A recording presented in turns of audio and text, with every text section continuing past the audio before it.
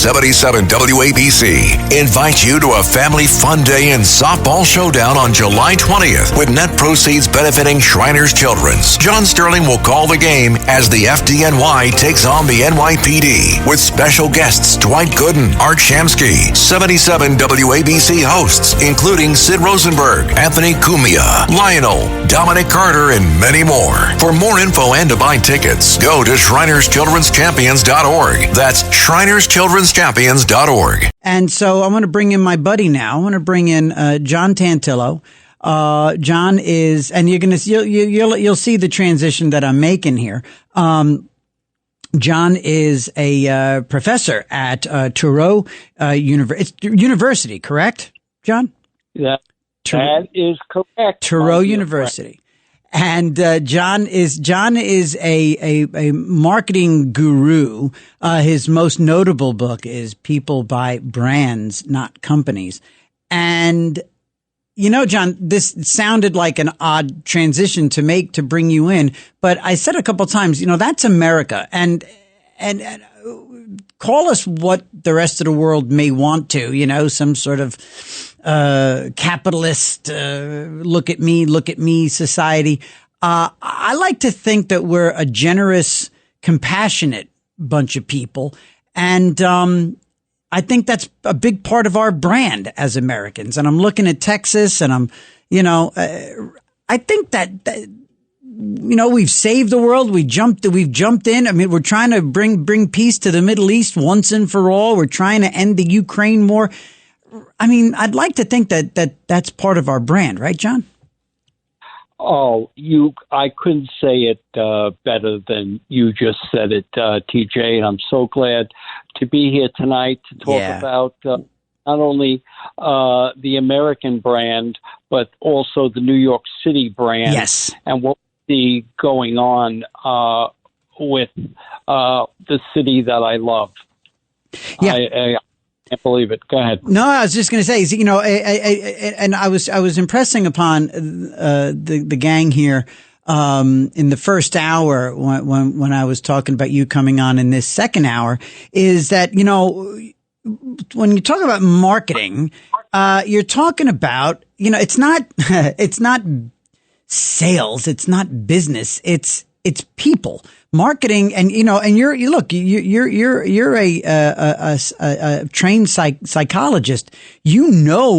People, and that's where your marketing genius comes from. Your branding awareness comes from your understanding of people. And so I think that's why you have that mantle that you do, is because you more than the average human being gets the human condition. And so this American brand, this brand of New York City, let me ask you this. Okay, here you go. Here's a starting point, right? We've got this America is the leader of the free world. We are that capitalist society. We are all about, hard work and rewarding hard work and lifting up people when they need it. And yet in places, somehow in New York City in particular, a guy like this Mamdani comes along who flashes a big smile, but is an anti-Semite. He harbors great ill will towards Jewish people and Israel. And he politically really is, for all intents and purposes, a proper communist. How is it that he thrives granted, New York is New York, but still it's America. How has this guy gained a foothold? Well, when you talk about brands, it's very, very important to understand that all brands have what we call a target market. And what does that mean? It means people who are going to be most attracted to the brand. And if we take a look at who voted for this genius, it was folks especially white folks between the ages of 24 and 30 years of age. So this crowd, as you know, as we were once young, tend to be a little bit more on the edge politically and a little bit more liberal. And today, saying it that you are a socialist, which is a politically correct way of saying that I'm a communist, is very, very attractive to young people. And with social media, add that on to the mix, you have somebody who, and by the way, say what you want, he is an attractive personality. Yes. He's young, he's vivacious, and I mean, he was talking about practical issues. I mean, who has an experience? I don't know if you ever lived in New York City, but getting affordable rent. Right. I mean, he just resonated because he talked the issues and he articulates the messaging very, very well. And, you know, young people are looking for new ideas. And who was he up against? Well, he was up against the establishment, Andrew Cuomo and Adams. And it was a array of candidates that really had no brands, or that the brands that they did have were not really perceived very, very well by the sold very well. This is Another Side of Midnight with TJ McCormick, and we're talking to the marketing doctor. We're talking to John Tantillo. You can find him at John Tantillo all over social media and themarketingdoctor.com. And 1-800-848-9222. 1-800-848-9222. That's the number. If you want to join, we'll open up the line so that you guys can chime in. You know, John, where I was jumping off there was not really well represented. Andrew Cuomo, and I'm one of the people that said it's his if he wants it. It's his if he wants it. I thought, you know, and unfortunately he was listening to me. That guy was, and this came really after. Nobody was talking about how lackadaisical his campaign was. But I tell you what, in the days since the primary ended, he's been getting crucified, Andrew Cuomo, for being lazy and complacent and not showing up and sort of waltzing in as if he thought he had it. And I'm kind of sitting there saying, well, I kind of thought he had it. He just didn't work for it. And you knew his dad very, very well. You know, I would imagine that, you know, his dad would be rolling over right now thinking about how his son just performed. Well, I have to say that Andrew was the brains behind Mario's campaign. And I think what happened here with Andrew is that it was the same thing that happened a few years ago to a fellow by the name of Crowley, who was the district the district leader or the county leader, basically, of Queens, and the one that lost to AOC, right? That's right. And the reason, and by the way, this genius, I'm going to call him, or the communist, as I'm going to call him, only won by a very not a representative sample of the people who are registered Democrats in New York City. It was I think less than 10%. And please correct me if I'm wrong, but it wasn't a large majority, which is the same thing that Crowley did. He underestimated the competition, and in politics, What you always have to do is play like you're behind, like you're losing. Yes. And I've seen it over and over again. If you are lazy, if you don't, and I'm not saying that he was lazy, Cuomo, I don't know how he ran the campaign, but what I will say is I'm not surprised that he underestimated, which is one of the basic tenets of running a campaign. You can't run as if you're winning. You know? No, you have to run as if you're running from behind, and you have to run through the tape at the end of the race. You can't slow down. 1-800-848-9222 is the number if you want to talk to myself and the fabulous marketing doctor, John Tantillo. And so, you know, back to the bigger picture, America, and, you know, Trump is doing some, I mean, the guy just absolutely cannot slow down. If he wanted to, he couldn't slow down. Things are just cooking with gas all over the place. I mean, he made that joke about, you know, you're going to win so much, you're going to be tired of winning.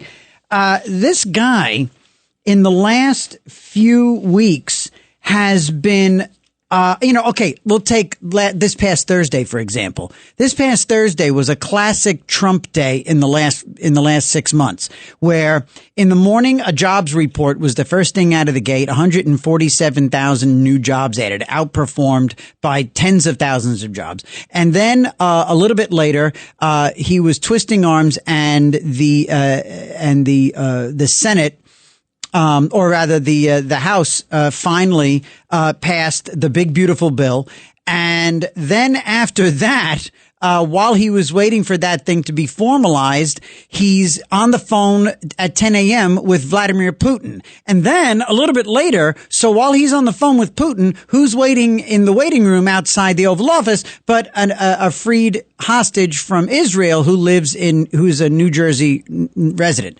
And then he ended that night in Iowa at the state fair, shaking hands and kissing babies and eating corn dogs with farmers. This guy wins and wins and wins and wins. And the rest of the world is just watching, half of them rooting against him and us. But he seems to be restoring a lot of confidence, put it this way. I'm a Trump guy for all these years, but I freely admit only this time around am I saying it out loud without any reservation. I'm not pulling any punches. I'm all in for Trump and what's happening in America. And anytime something wobbles, John Tantillo, I have faith that it's going to settle, like the tariffs thing. So what do you think that he's doing for the core strength of the American brand? Tell me what some of the core strengths are and how he's reinforcing them. Well, he is the greatest marketing politician who has ever entered the White House. I mean, he gets what we call in marketing promotion. Everything he touches is promotion. Sometimes Trump supporters get a little bit uncomfortable, but he has a flair for knowing what the American working person likes.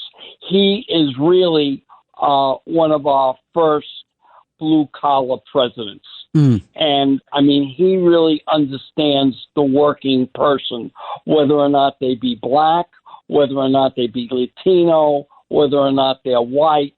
He brings people together because there's an authenticity. And what's important about branding, no matter what, you have to be authentic so that there's a connection. And people who are, I would say, what I call, if you read my writings and you look at my work, I call them keyers. know-it-alls. Kias, they killed in action? No. Kia are know-it-alls. Right. And, the people that talk with clenched teeth, Yeah. that they just know everything. Another word for this crowd are the elites. Yeah. So, and what Trump has been able to do is change the discussion and change the rules of engagement, which drives Washington and those Kias or those elitists crazy. Why? He's not doing it the way it's supposed to be done. And it's funny. It seems like, well, first of all, it's funny when and we're again another side of midnight with TJ McCormick. We're talking to the marketing Dr. John Tantillo. His book, People Buy Brands, Not Companies, and his writings. He mentioned, he's a Newsmax contributor. You find him on Newsmax. He's a regular on that network. And, he forever and ever, John Tantillo, I gotta wonder, because I know you were in and throughout the entire campaign of 2024, you were so steadfast that he was going to win and win big. I mean, it was almost as if you knew something. What was it? It had to be. Was it the whole, for a branding man, for a marketing man, MAGA has to be right up there with, Coke and a smile. I know that's advertising, but I mean for the brand of Coca-Cola. Like, right. MAGA has got to be on the Mount Rushmore of marketing. I mean, it is. It certainly is, right? Sure. No question about it. But one thing I would like to add. Yes. Not only did Trump win by his marketing, he did what I identified in a piece that I did for Newsmax, and the term I used was political intelligence, which was getting your vote out and having an army of lawyers to push back on the Democratic geniuses who were going to say or object to voting irregular procedures. Which he didn't do which he didn't do in his first reelection in 20. That's correct. Right. And you see, Trump is a different kind of businessman. He's an entrepreneur. He is not a corporate type that Romney was. Mm-hmm. Okay. So, entrepreneurs, the thing that you learn by being an entrepreneur is you don't make the same mistake twice. You learn from your mistakes. So what you see now is a new and improved Trump, as evidenced by his cabinet picks. Mm-hmm. Remember all the problems he had with the cabinet, getting them. Because they weren't insiders. Well, and not only that, you can tell his entire demeanor, his entire just the temperate mode that he stays in. He doesn't go off on the tangents. I mean, look, he's always going to go off script, but he doesn't go off forever and ever, and he doesn't wander intellectually. He stays on message, and everything is competent and earnest. And, and the other thing too is he, especially when it comes to the war and peace side of things, when it comes to Ukraine and Israel, he does not like people dying. You know what I mean? Like, he's got an aversion, which is a wonderful thing in a world leader. But he really does not like that, because what's he say every single time? The subject of the war comes up. He says, we have to stop. Too many young people are dying. And he gives the numbers, and he talks last week, so-and-so thousands died. He goes, they got to stop. So it's an organic, genuine, so that tells me that he really does want people to prosper. He really does want, America to be great again. I think he really means it. And I think his comfort level with his own, perspective, with his ideology, I think has led him to just settle into his message and have confidence in it. I couldn't agree more. I think that's very, very well said. And he has, just to add to what you've said, he has the common man touch. And that's because the business that he worked in, which is construction. Yeah. So he had to be able to relate to those guys. Mm-hmm. As opposed to being, I don't know if our audience remembers Sergeant Shriver. Oh, sure. When he was running, that was John F. Kennedy's brother-in-law. Well, the story is that he goes to a working class bar and, he has all these, he's running for president of the United States. So he goes into the bar and they said, well, what would you like there, Shriver? And he says, give me a glass of sherry. And I mean, all the guys in the bar are drinking beer. Sure. And he wants a sherry. I mean, if that doesn't really screw everything up, Trump would never do that. No, in fact, look what he did. He went to McDonald's. That McDonald's move. McDonald's. John, that was the move. That was the move. That was it. That was where I remember turning to Andrea. You know my wife. I turned to Andrea. I said, game over. He just won. Right. And the idea that he drove the garbage truck. Yep. I mean, he really understands the working person. And he takes, and his instincts are insane, because you just reminded me. He got into that garbage truck after people referred to his voters as garbage. Yes. Right. He didn't push back and say, my people aren't garbage. He got in a truck and said, this is what they think of you. This is what they think of you. And a big, beautiful, white, pristine garbage truck with the word Trump on it. Maron. And don't forget the outfit that he wore. Yep. He wore the vest. He wore the vest. He was magic. I mean, it just was.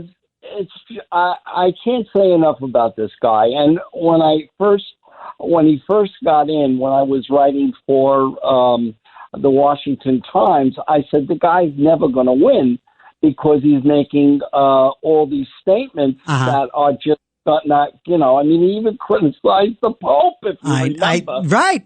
I mean, it was incredible. And then I began to see the change, and I began to see that this guy really has the common man's touch, which drives the kids, the know-it-alls, and the elites wild. Knocks them off their game. It's 3:31. We're at the bottom of the hour. I got to take a quick break. Everybody, it's Another Side of Midnight with me, TJ McCormick. We're talking to the one and only marketing doctor, our buddy John Tantillo. 1-800-848-9222. 1-800-848-WABC is the phone number. John, stay right there. Gang, hang in there. Oh, we're going to talk to Fred when we come back. Everybody stay right there. It's Another Side of Midnight with TJ McCormick on 77 WABC. It's Another Side of Midnight, 77 WABC. It's Another Side of Midnight. Political humorist TJ McCormick. Now to the Bernard McGurk studios of 77 WABC. Here's TJ McCormick. The doctor of marketing, the marketing doctor, John Tantillo, is my guest. He's my buddy. He's my pal. He knows where all the best bakeries are all across the land. He knows they're all in Queens. And so John is here with me on another side of midnight with TJ McCormick here on 77 WABC. We're talking about all things America, all things Trump, all things New York. We're talking about the psychology of the people. And so we're basically kind of looking at politics and life through the lens of marketing and branding, because everybody's got a brand, everybody's got a marketing angle. It's life. It's what you do in life. You know, you walk into a room and it is what it is. And nobody knows that or the human condition better than John Tantillo. So, John, welcome back. Well, I'm so happy to be here tonight with you and sharing our thoughts regarding all things political as well as all things human. Yeah. Because one feeds the other, you know. And so now joining us on line 2 from Brooklyn is Frederick. Frederick, good morning. You're on with myself and John Tantillo on 77 WABC. Yes, good morning, radio host. This is Frederick from Brooklyn. Hello, Frederick. My concern, I'm curious to know concerning President Trump overall peace effort. What's going on with that mineral deal he was supposed to push forward or establish with the Ukraine president in his attempt to attain peace? What's going on with that mineral deal? That's a good point, Frederick. You know, I really haven't heard much about that actually in some time. Maybe because we're waiting for he and Zelensky to get back together around the table. John, you know, it's interesting how there are so many balls in the air, so many plates spinning, like that guy on the Ed Sullivan show. You know, Trump is constantly spinning plates at such a high level. Here's Frederick talking about the rare earth deal, the mineral deal. I totally forgot about that. I've been looking at Israel and Iran and, but maybe that's also part of the genius that is Trump. Keep enough plates spinning and it's always, you know, and it means you're always working. And that's, you know, if you keep working, keep your feet moving, you're going to keep winning. Yeah. Well, I think to build on what you've just said, I think timing is everything in life. And I think the time is not right to talk about minerals when Putin is in full drive. And I mean, you know, it's a great point. He has his foot on the gas, and there's just nothing else to talk about. And you know, I really think that there was a misstep by the Ukrainians with that meeting in the White House that they blame on Trump. But, you know, he was being egged on by the Europeans who said you can get more from Trump. And that's what I believe happened and why there's no talk of minerals. So that's a very, very astute perspective from our caller. Yeah, Frederick, thank you so much for that note and for reminding me about the mineral deal. But yeah, John, you're right. Putin's going full blast. He's bombing every night. There are bombing raids over civilian areas. So it seems like, you know, at least for the moment, the conversation about the deal is off the table. Let's see. Joaquin in Pennsylvania wants to talk about Trump and Cuomo. Good morning, Joaquin. Welcome to the show. Welcome back and talk to John Tantillo. Sure. Good morning, TJ. Good morning, John. You know, the first thing is I'm actually surprised, TJ, as learned as you seem to be, that you would think that Cuomo could have even had a chance. I mean, his track record as being a COVID tyrant and also a lot of his anti-policing policies. Absolutely. You know, no, I took all that into account. I just had so little. Look, the fact that he got any votes. I mean, the guy, you know, everything from his sexual harassment to what he did to all the seniors that he caused to die. I mean, honestly, I never thought that when I said that it was his to lose, I didn't like it. I just, I mean, and if it wasn't for Mamdani, frankly, I mean, he would have wiped the floor with all the other also-rans. You know what? I'd rather take a contrite Adams because the way he's been talking lately, at least he's admitting to a lot of his mistakes and whatever else, not maybe enough. But, he definitely sounds like he's on the right track. Oh, John, what do you think about that, John? It's interesting. We've got a guy in Adams, the incumbent mayor, who is a bit of my wife would call him a Flash Harry. That's what somebody like him with his suits and his lapels and his demeanor and his working out and all that. He's a braggadocious guy. And to Joaquin's point, he's definitely been quite contrite and a bit humbled by his close call with so much litigation. What do you think about him sort of tempering down that brand of his and trying to be more of, say, a man of the people? Maybe he's trying to be more like the cop, act more like the cop that he used to be. I can't see the ethnics, brown, black, and Hispanic, going for the communists. I just can't. I think the natural migration is to Adams, and I think that's what Adams' appeal is. I mean, Ed Koch used to say that in New York City politics, it's all about the ethnic vote. And the different constituencies within the New York City proper. So I would say for that, even though I did see a poll that the communist is beating Adams, that's with Cuomo still in. Whether or not Cuomo is out is another. Who knows what he's going to do? I will say that Cuomo. Don't underestimate Cuomo.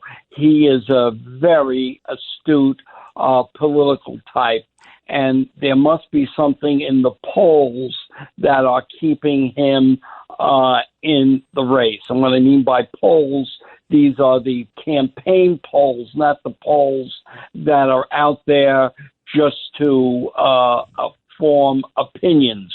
Right.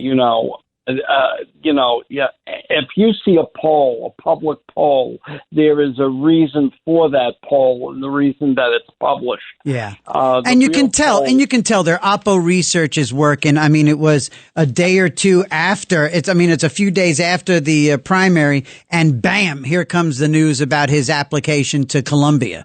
I'm sure Cuomo's wondering where the hell was that during the primary campaign. Right.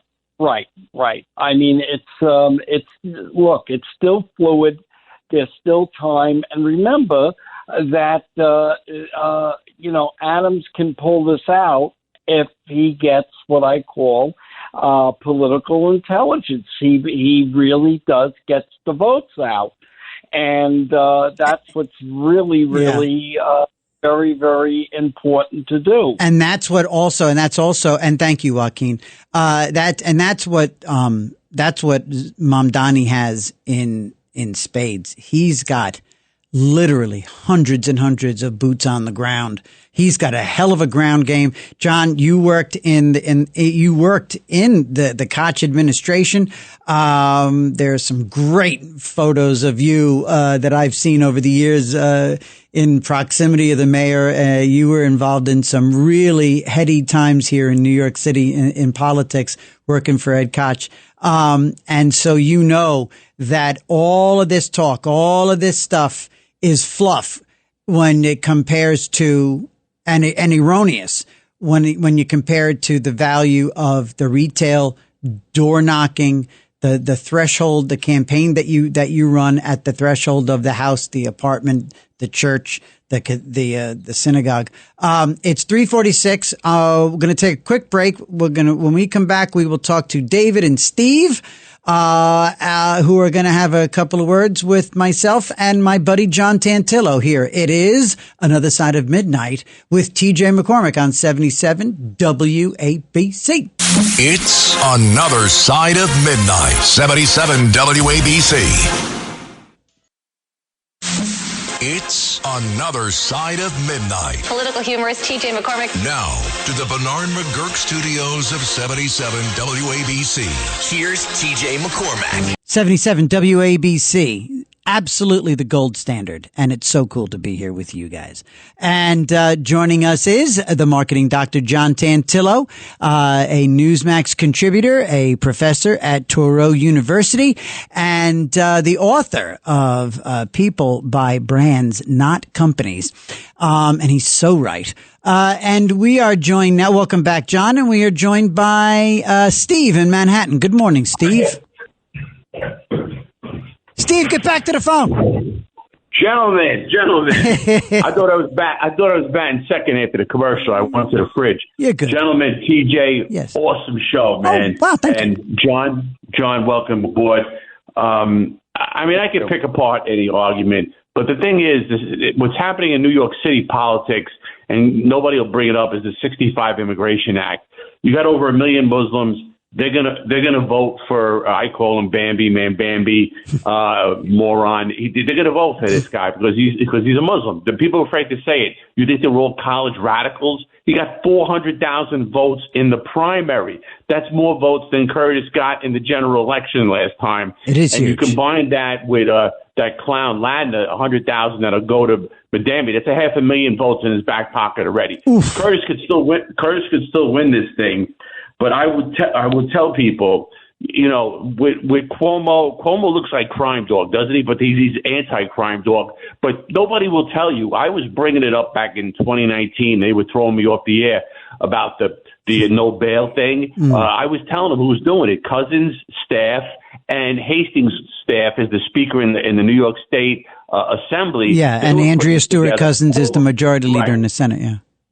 Cuomo never brought this up. They put it on his desk and they tell him, you signed this or you're going to get primaried. And then he did. That was after 8 years of him. Governor Murphy in New Jersey is a Xerox copy of Cuomo. He put the people in the nursing homes with the COVID virus that was sent here by the communist Chinese serial killers, just like Putin. Putin is a serial killer. Don't try to talk politics with this guy. He's a serial killer. He doesn't care about body counts. Does he care about your 18-year-olds lying in a field dead on a battlefield? He doesn't care about Russians dying in a battlefield. This guy's a serial killer. And people forget in 2020, Trump basically abandoned the illegal immigration thing during the campaign. You remember what he brought up in September? I said this guy he's giving the race away. He brought up the Platinum Plan, for multi-business zones in African American neighborhoods. That was their own words. That was his staff putting that on his plate and him putting that out there. No, he could have been standing there like George Washington in 2020, and I said it during that year when the Chinese sent the virus over here. You ever notice people keep mentioning Pelosi's name and Fauci's name? Those people who keep doing that are useful idiots. Just like people keep saying, come here legally. You're a useful idiot. The people now who are siding with Adams, who I heard for years on this station, who were against Adams, now they're saying he's okay. Yeah, you are a useful idiot. Desperate times, desperate measures, right? Thanks for calling, as always, Steve. And let's get over to David. David in Pennsylvania, good morning. We're going to wrap up this hour with you. Say hi to John Tantillo, the marketing doctor. Hi, John. Good show. TJ also. Family, hello. Yes. It's my brother's birthday today, Sunday, the 6th of July. He's 72, been through a lot, is a good sports writer in the Pittsburgh area for high school sports. Oh, okay. Now, I'm talking high school and below, below those levels of education or non-education. What about Trump with his love of people and not wanting to see them die? with the efforts of the mayors of major cities who's ever elected in New York, the communist or Cuomo or whoever gets elected, and Los Angeles and Chicago, why can't we do something about child human trafficking, which is psychological murder, which Trump disapproves of? It is psychological murder of children, child sexual and job employment. Let me ask John about that. John, and thank you, David. Thanks for calling. John, maybe we can take that a little bit more writ large.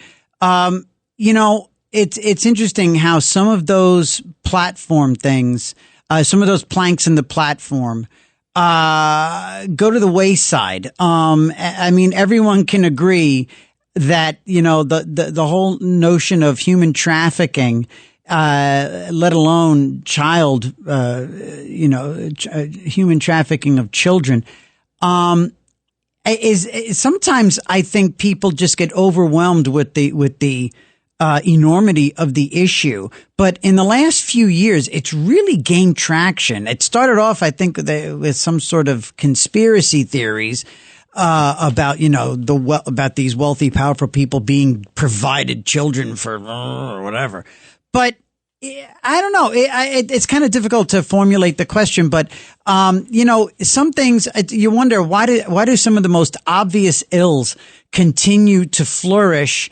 I don't know. I don't quite even know what I'm asking, but I guess it is kind of amazing that human trafficking still happens in this day and age. I wonder why lawmakers are afraid to really just tackle it and get a grip on it. Yeah, well, I think the border made this trafficking issue front news, or at least for us to have an intelligent discussion about it, as opposed to it being in as conspiracy theory and theories. So that's the way I kind of look at it. If there's any sort of benefit that the border crisis has done, is it made this human trafficking an important issue because of the border. Yeah, no, you're right. It certainly brought, and you know what really got me was with that Abrego Garcia guy, the one who, went to El Salvador, and now he's back for his day in court. There was a fascinating body cam image, video of one of the traffic stops that was made by some cops, I think in Missouri. They had him on body cam with literally an SUV full of people that he claimed to be his family. None of them had ID. There was a woman in the front seat who was just like, didn't know what to do. And the cop, there was two cops at the traffic stop. And one cop says to the other cop, he says, "You understand what's going on here, right?" He goes, "He's trafficking these people." He goes, he's traveling right through Missouri. And I mean, that was really interesting to watch this matter-of-fact conversation between the two police officers, with one guy saying, "Look, this is what it is," and he went on his way. They let him go. John Tantillo, just like the last time, this flew by. It's ridiculous. But listen, man, you made the show better. It's always good to tap into all of your knowledge and wisdom. Everyone, you go to @John Tantillo on X and throughout social media. And he's also, you also find him at themarketingdoctor.com. You find his work on Newsmax and at newsmax.com. And his book is People Buy Brands, Not Companies. John, you're the best, and I love you, and I'm grateful for your time. Okay, and I like just to say something before we end. Yes. And that is, I'm so proud that the President of the United States mentioned you in a tweet, and Newsmax has an article about the shout-out that our President gave you, and it only goes to show what kind of a brand you are, Mr. McCormick, Mr. TJ, and I am so proud and so happy to be a friend of yours. Oh, thank you. You're nice, and thank you for mentioning that because you know that I'm not gonna bring it up enough. So I'm grateful that you did that, buddy. And Andrea sends her love. So do the girls. So does my mom and dad. Everybody, John Tantillo will be back again very, very soon. This is Another Side of Midnight with TJ McCormick here on 77 WABC. It's at the top of the hour. We come back. We have more fun. Fred Rubino in the next hour, all the way to Lizzie Radabali and the 5 a.m. newscast. Stay right there, gang. It's Another Side of Midnight. 77 WABC. 77 WABC invites you to a family fun day and softball showdown on July 20th with net proceeds benefiting Shriners Children's. John Sterling will call the game as the FDNY takes on the NYPD with special guests Dwight Gooden, Art Shamsky, 77 WABC hosts including Sid Rosenberg, Anthony Cumia, Lionel, Dominic Carter, and many more. For more info and to buy tickets, go to ShrinersChildren'sChampions.org. That's ShrinersChildren'sChampions.org.